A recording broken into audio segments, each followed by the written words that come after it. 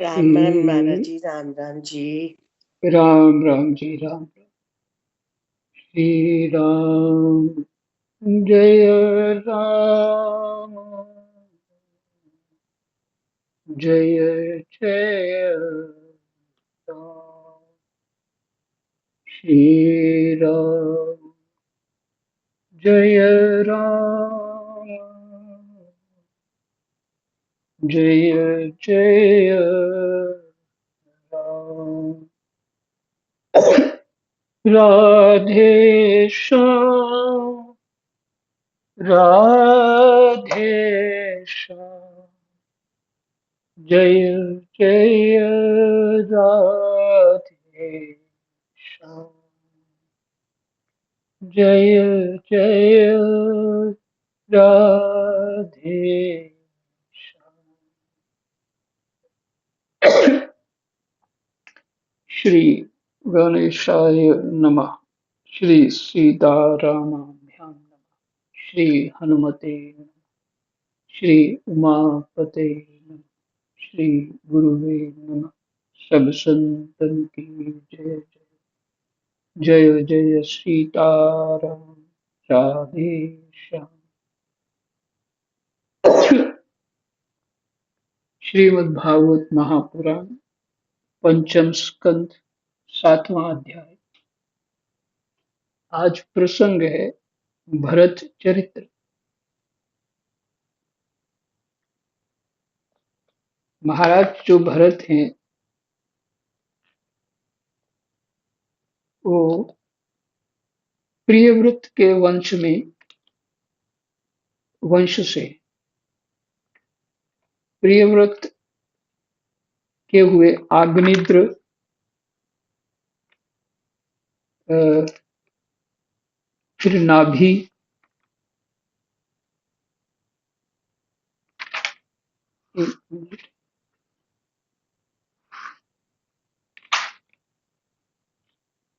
फिर राजा नाभि, और नाभि के हुए भगवान ऋषभदेव जी, और ऋषभदेव जी के बाद महाराज भरत, जिनकी वंश परंपरा है।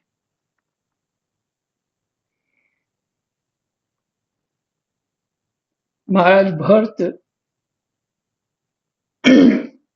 जो हैं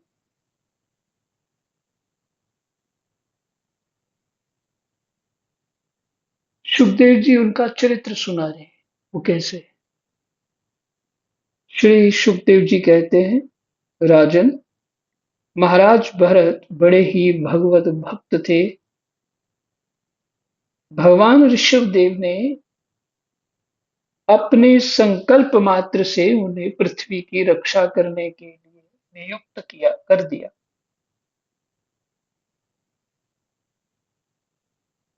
भगवान ऋषभदेव ने अपने संकल्प मात्र से उन्हें पृथ्वी की रक्षा करने के लिए नियुक्त कर दिया। उन्होंने उनकी आज्ञा में स्थित रहकर विश्वरूप की कन्या पंचजनी से विवाह किया। जिस प्रकार तामस अहंकार से शब्दादि पांच भूत तन्मात्र उत्पन्न होते हैं, उसी प्रकार पंचजनी के गर्भ से उनके सुमति, राष्ट्रभृत, सुदर्शन, आवरण और धूम्रकेतु नामक पांच पुत्र हुए।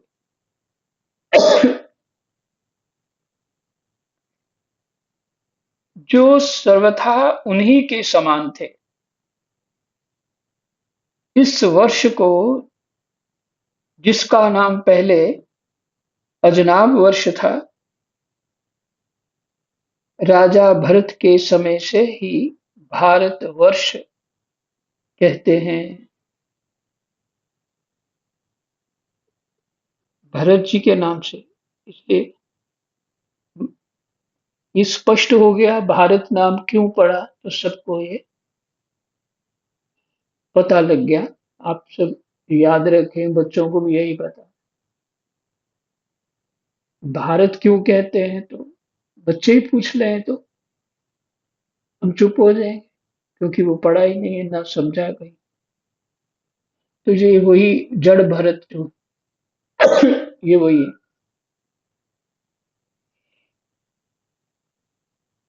जब ब्राह्मण हो जाएंगे ना वो, तब उनको जड़ भरत कहेंगे।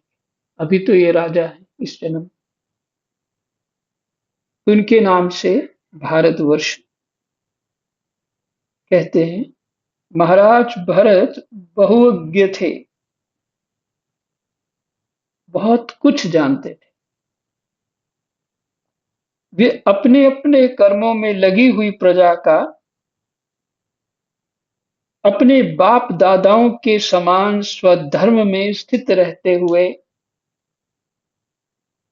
अत्यंत वात्सल्य भाव से पालन करने लगे।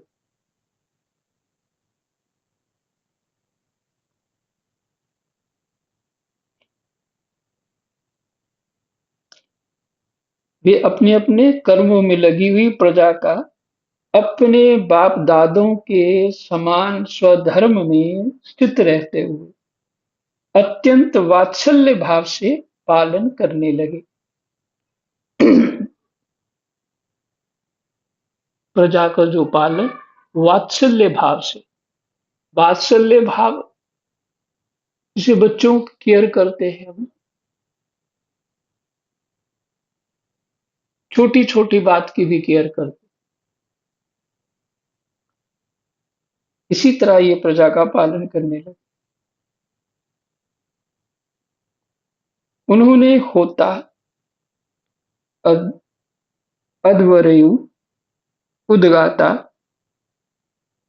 और ब्रह्मा, इन चार ऋत्विजों द्वारा कराए जाने वाले प्रकृति और विकृति दोनों प्रकार के अग्निहोत्र, दर्श, पूर्णमास, चा, चातुर्मास्य, पशु और सोम आदि छोटे बड़े क्रतुओं, अर्थात क्रतु माने यज्ञों, छोटे बड़े क्रतुओं से यथासमय श्रद्धा पूर्वक यज्ञ और क्रतु रूप श्री भगवान का सृजन किया।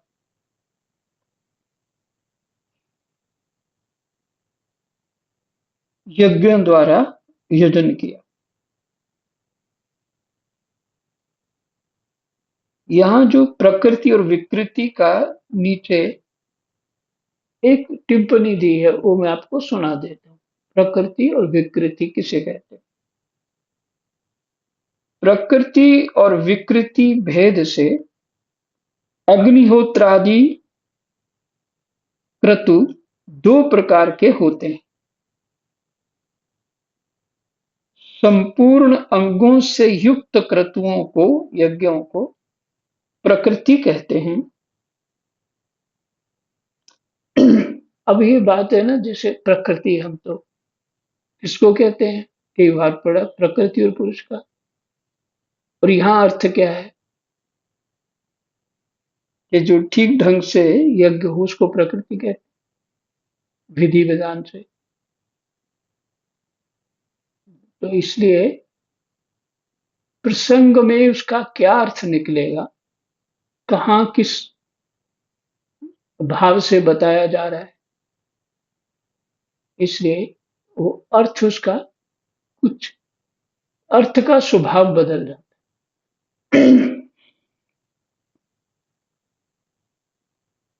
और जिनमें सब अंग पूर्ण नहीं होते, किसी ना किसी अंग की कमी रहती है, उन्हें विकृति कहते हैं।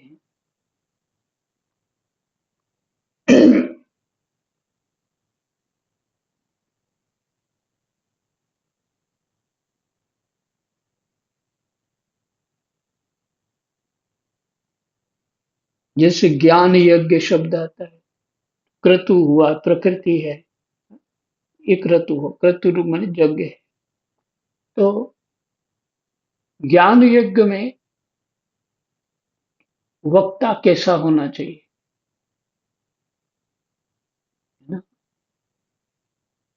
वितरित ठीक होगा तभी बात बनेगी। और फिर उसमें और क्या सांगोपांग, किन विधियों का ध्यान रखना चाहिए।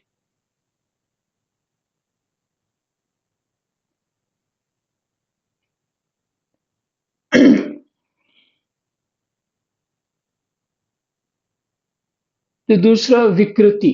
विकृति शब्द है कि मात्र भाव को लेके भगवान की चर्चा कर रहे हैं, आपस में भगवान के गुणानुवाद सुन रहे हैं, सुना रहे हैं, ये भाव। सो विकृति भी कह सकते हैं कि जिस ढंग से करना था नहीं किया। लेकिन किसी किसी स्थिति में विकृति उचित है, क्योंकि जो अकिंचन भक्त होते हैं उनको सब प्रकार की उनकी व्यवस्थाएं नहीं होती। उनकी सभी क्रियाएं विकृति होते हुए भी प्रकृति हो जाती है।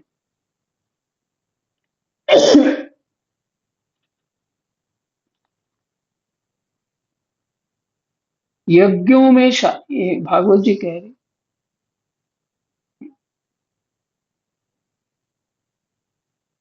वेद जो है वो विधियां तो बताते हैं। विधियां इसलिए बताते हैं कि विधियों से परे हो जाए, है ना। जैसे प्रवृत्ति से निवृत्ति प्राप्त हो जाए, भाई वो उसको प्रवेश कराया प्रवृत्ति में और उसको प्राप्त क्या हो रही है, निवृत्ति।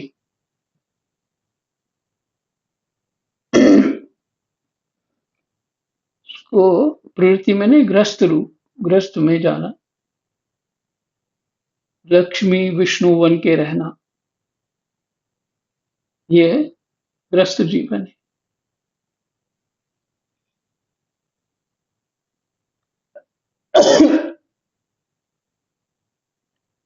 ये पाठ के समय ही खांसी होती है, वैसे तो कभी होती नहीं है।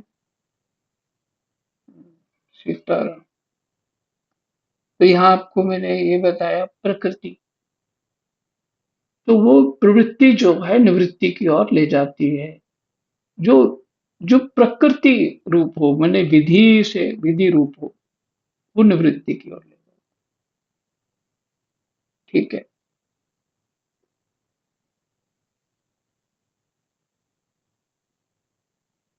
इस प्रकार अंग और क्रियाओं के सहित भिन्न भिन्न यज्ञों के अनुष्ठान के समय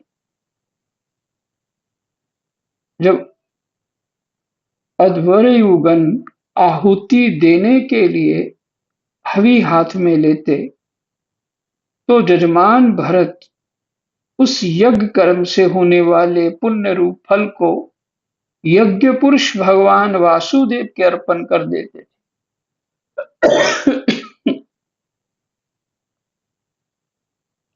वस्तुतः वे पर ब्रह्म ही इंद्रादि समस्त देवताओं के प्रकाशक, मंत्रों के वास्तविक प्रतिपाद्य तथा उन देवताओं के भी नियामक होने से मुख्य कर्ता एवं प्रधान देव हैं।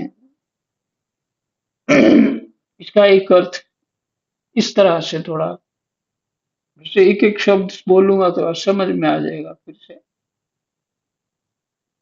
लेकिन उसको एक सरलता से समझ में आ जाए।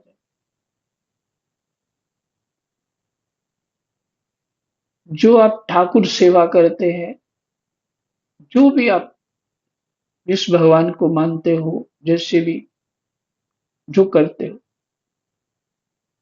अगर भगवान को आप रोज भोग लगा रहे हैं,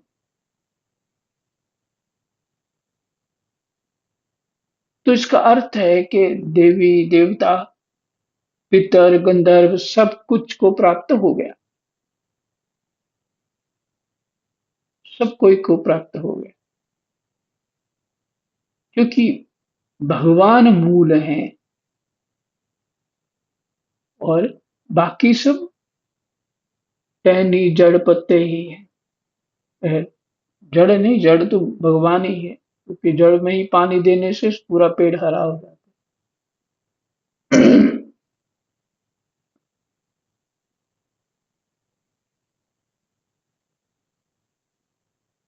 तो फिर भी यदि कोई श्राद्ध में अलग से कर्म करता है, उचित है वो करना चाहिए। अपने पितरों के निमित्त पाठ सुनता है, सुनाता है, करना चाहिए।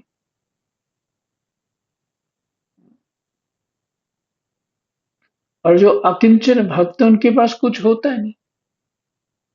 पीछे जो अभी अपने भक्तमाल ग्रंथ से जो आज का पाठ सुना, महात्मा जो है वो गड्ढे में पड़ा हुआ जो भी प्रसाद होता है उसको धो के भगवान को भोग लगा के पाले।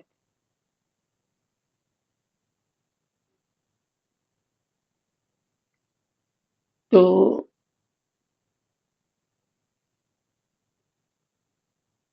अब विचार करिए कि उनके पास, ऐसे लोगों के पास क्या होगा और कैसे वो उन विधि विधान को पूरा कर सकते हैं। तो भगवान को भोग लगाया, सबने पा लिया।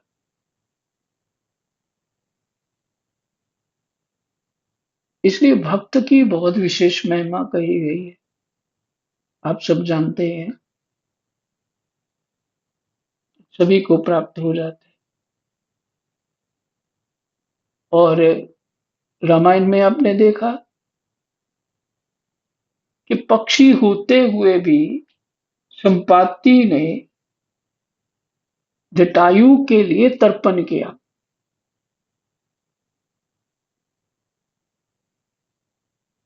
तो ये विधियों को छोड़ना नहीं है, भले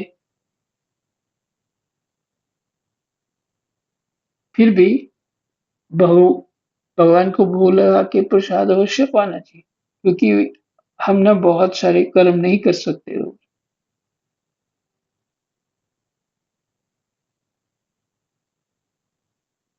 और उस समय अपने चित्रपट हो, जब स्वरूप हो, कैसा भी, उसको पूरे ये भगवान है ऐसा भाव करके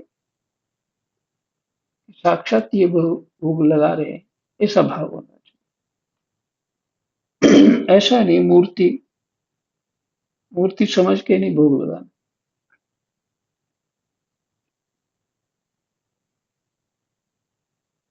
ऐसे जो भक्त भक्त होते हैं उच्च स्तर के, वो करें कुछ ना करें तो कोई फर्क नहीं पड़ता, उनका सब कुछ हो गया हमारा। और जिनको दिन त्योहार समझ में आते हो, वो अपनी मति के अनुसार उस भावना से उन सब विधियों को जो वैदिक है करना चाहिए।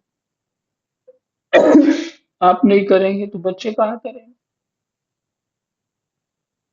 ये कार्य भले हम आवश्यकता नहीं है तो लोक संग्रहित करना चाहिए।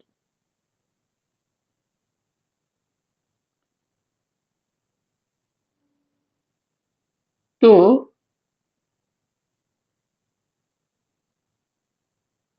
वस्तुतः वे पर ब्रह्म ही इंद्रादि समस्त देवताओं के प्रकाशक, मंत्रों के वास्तविक प्रतिपाद्य तथा उन देवताओं के भी नियामक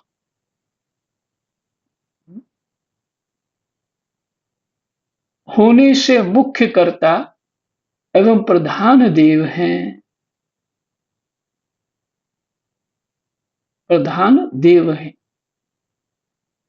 कौन? भगवान।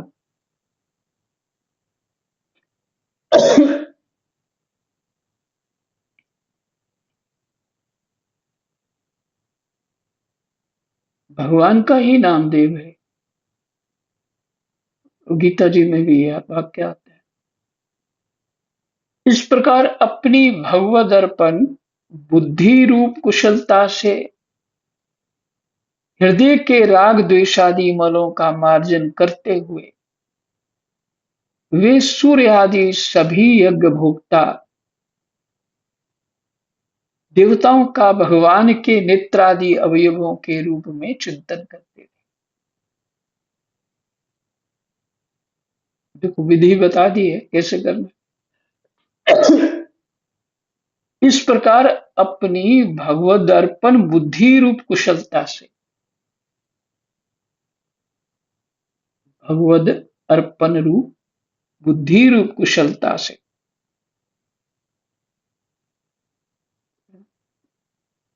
कुशलता बुद्धि की कुशलता बनी परांगता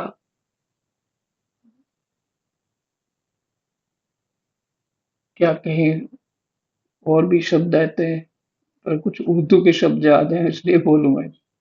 इस प्रकार अपनी भगवद अर्पण बुद्धि रूप कुशलता से हृदय के राग द्वेषादि मलों का मार्जन करते हुए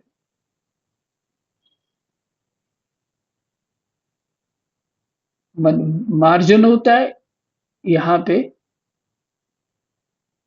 ये मार्जन बर्तन मार्जन कर दो शुद्ध कर दो मार्जन करते हुए वे सूर्य आदि सभी यज्ञ भोक्ता सूर्य आदि सभी यज्ञ भोक्ता देवताओं का भगवान के नेत्रादि अवयवों के रूप में चिंतन करते।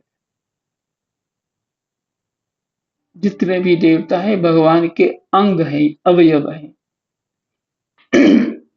इस भाव से ये भगवान के अंग हैं और वो ही वे पर ब्रह्म ही इंद्र आदि समस्त देवताओं के प्रकाशक माने भगवान के ही बल से सभी बली हैं। ये उनके बल से ही सब प्रपंच बना हुआ है और भगवान ही वासुदेव ही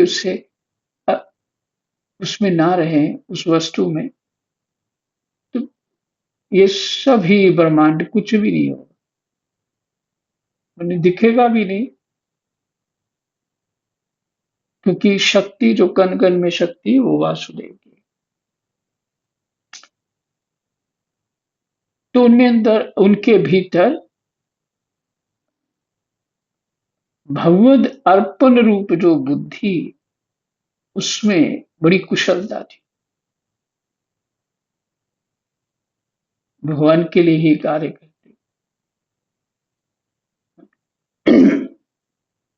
ये बात जो है ना 6वां श्लोक इसको समझना है थोड़ा खुद पढ़िएगा बार बार पढ़ने से खुद समझ आएगा 10-12 बार श्लोक पढ़ेंगे समझ आ जाएगा। इस तरह कर्म की शुद्धि से उनका अंतःकरण शुद्ध हो गया तब उन्हें अंतर्यामी रूप से विराजमान हृदयाकाश में ही अभिव्यक्त होने वाले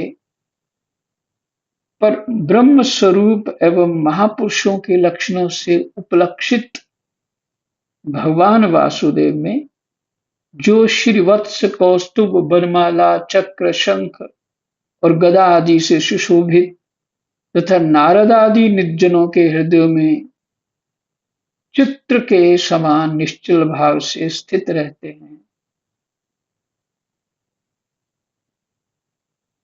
वह नारद आदि निर्जनों के हृदयों में चित्र के समान निश्चल भाव से स्थित रहते हैं दिन दिन वेग पूर्वक बढ़ने वाली उत्कृष्ट भक्ति प्राप्त हुई।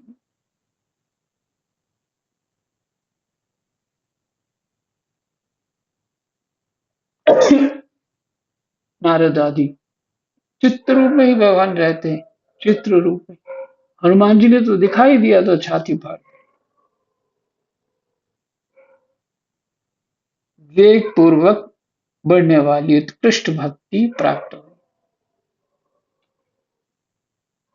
देखो, एक बात कहनी है, आज उस बात को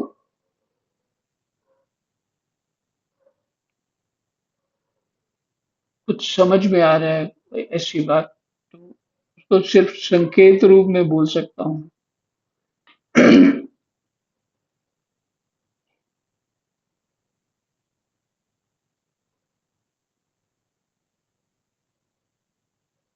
हम जो हमारी बुद्धि, हमारा भाव, हमारा भाव और बुद्धि दिन भर में जिसको देखता रहता है, भावित रहता है, जिसमें जिसमें विचार करता रहता है, बस यही हमारी गति है। अगली गति है ये।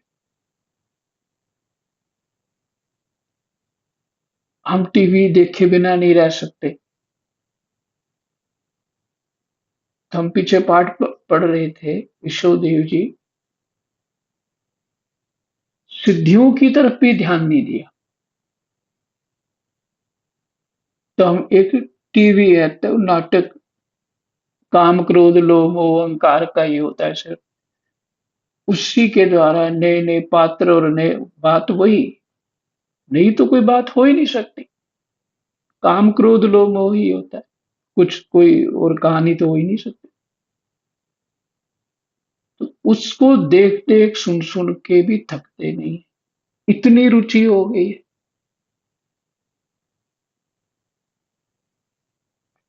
और फिर वही अपने लिंग शरीर का अहम, क्या ये मैं और ये मेरा, यही नहीं छूट रहा।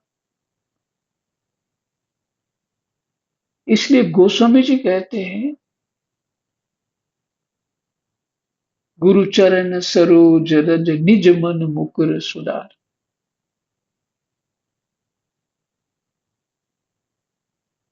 मन एक मुकुर है,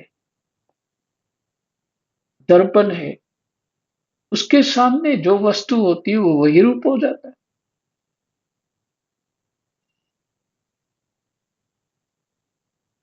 उसके सामने जो भी वस्तु होती है वही रूप हो जाता है। तो हमारे सामने क्या क्या वस्तु है, हम वही रूप है। बात समझ आ गई तो सब कुछ हो जाएगा। अगर ये बात समझ नहीं आई तो प्रयास करते रहिए।